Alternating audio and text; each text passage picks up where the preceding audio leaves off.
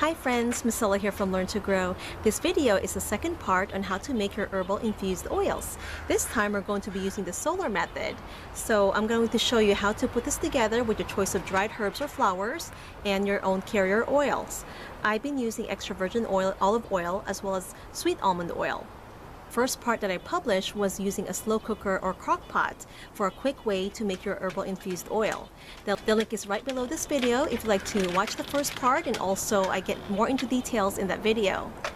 Now here's the video on how to make your own herbal oils using the solar method, which I hope you find helpful and inspire you to make your own.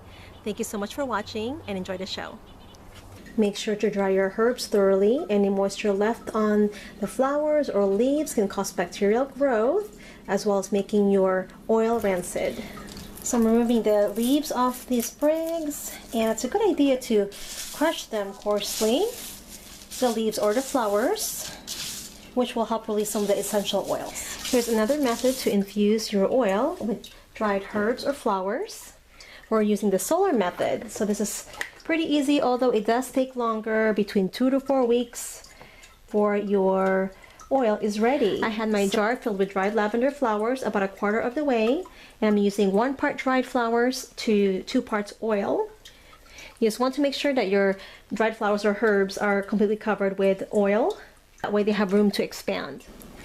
Give it a little stir before you put the lid back on to get rid of any air bubbles.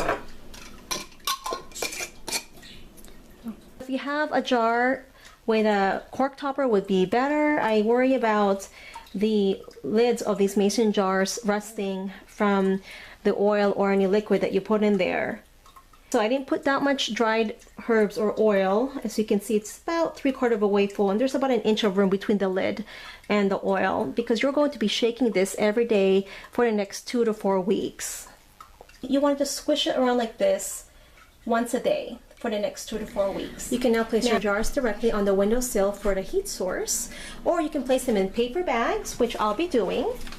And the reason for this is because the sun can break down the essential oils in your herbs. By placing them in a paper bag, you will still get your heat source, but will protect your herbs from the sun. It has been about 6.5 weeks, so it's time to strain our solar infused oil. I'm straining the rosemary infused oil. This could be used for culinary uses as well as salves or even some homemade lotions or soaps. I've got my cheesecloth rubber band onto my glass measuring cup here so that way it doesn't sink through. So I'm going to go ahead and pour my oil.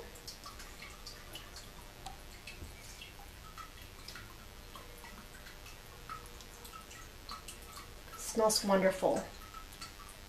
And we'll carefully lift up the cheesecloth so we can squeeze all of the oil out. Squeeze the rest of the oil out. This oil is great for salad dressings as well as dipping oil. Mix it with balsamic vinegar. Time to bottle up my oil. Make sure that everything's clean, washed in hot water, and sanitized.